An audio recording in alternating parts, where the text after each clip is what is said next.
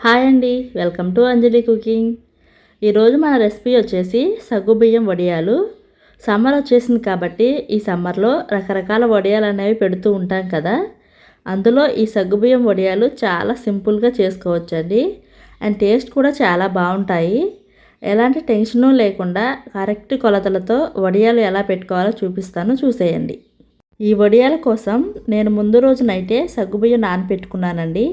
ఈ గ్లాస్తో ఒక గ్లాసు సగ్గుబియ్యం తీసుకొని శుభ్రంగా కడిగి మళ్ళీ అదే గ్లాస్తో 2 గ్లాసులు నీళ్లు పోసి నైట్ అంతా కూడా నానబెట్టాను. అలా ఒక నైట్ అంతా నానిన తర్వాత చూపిస్తున్నాను.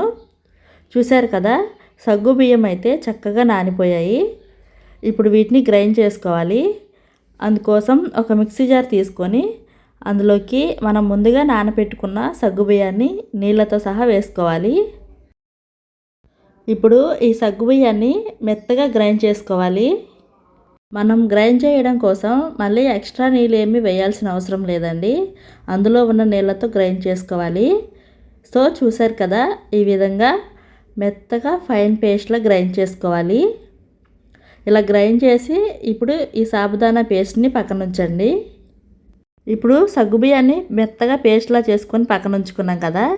ఇప్పుడు ఆ పేస్ట్ని ఉడికించుకోవటానికి నీళ్ళు అయితే కొలిచి తీసుకోవాలి కాబట్టి దానికోసం అడుగు మందంగా ఉండే గిన్నె తీసుకోవాలి.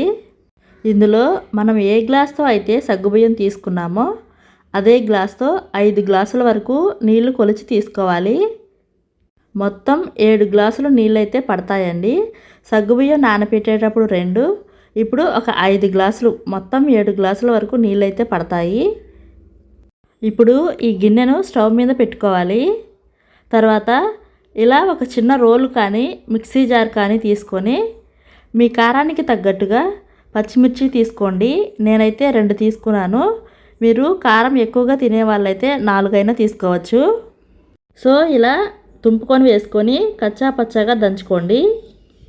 మెత్తగా దంచుకోవాల్సిన అవసరం లేదండి. ఇలా కచ్చా పచ్చాగా దంచుకుంటే సరిపోతుంది. ఇప్పుడు మనం ముందుగానే స్టవ్ మీద పెట్టుకున్న నీళ్ళలోకి 1/2 టీ స్పూన్ ఉప్పు అయితే వేసుకోవాలి. వడియాల కోసం అయితే ఉప్పు అయితే ఎక్కువ పట్టదండి. 1/2 టీ స్పూన్ కంటే ఎక్కువ వేసుకోవద్దు. వేసారంటే వడియాలు ఉప్పగా అయిపోతాయి. అలాగే మనం కచ్చా పచ్చాగా దంచుకున్న పచ్చిమిర్చి పేస్ట్ని కూడా ఇందులో వేసుకొని ఒకసారి బాగా కలిపి నీళ్ళను బాగా మరిగించుకోవాలి. చూశారు కదా, నీళ్ళైతే ఈ విధంగా మరుగుతున్నప్పుడు ఫ్లేమ్ను సిమ్లో ఉంచి ముందుగా మనం గ్రైండ్ చేసుకున్న సగ్గుబియ్యం పేస్ట్ ఉంది కదా, అది మరుగుతున్న నీళ్ళలోకి వేసుకోవాలి. ఇలా వేసుకున్న తర్వాత గరిటెతో కలుపుతూ ఎక్కడ గడ్డలు లేకుండా మొత్తం కూడా బాగా మిక్స్ చేసుకోవాలి.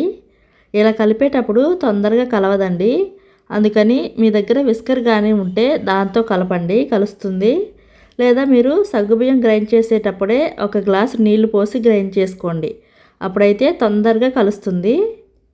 అంటే మనం ఉడికించుకోవడానికి 5 గ్లాసులు నీళ్లు తీసుకోవాలి కదా.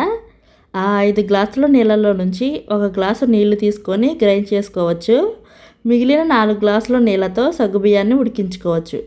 ఇలా కలుపుతూ చిక్కబడేంత వరకు ఒక 5 నిమిషాలు అయితే ఉడికించుకోవాలి.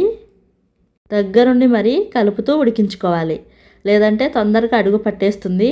అందుకని ముందే అడుగు మందంగా ఉండే గిన్నె తీసుకోవాలి. చూడండి, ఇలా దగ్గరగా ఉడికించుకున్న తర్వాత 1 టీ స్పూన్ జీరా వేసుకోవాలి. జీరా కూడా వేసిన తర్వాత మరో 2-3 నిమిషాల వరకు ఉడికించుకోవాలి. తర్వాత స్టవ్ ఆఫ్ చేసేసి దీన్ని పూర్తిగా చల్లారనివ్వండి. పూర్తిగా చల్లారిన తర్వాత ఒక ప్లాస్టిక్ కవర్ని నేలపై పరుచుకొని వడియాల్లో వేసుకోండి.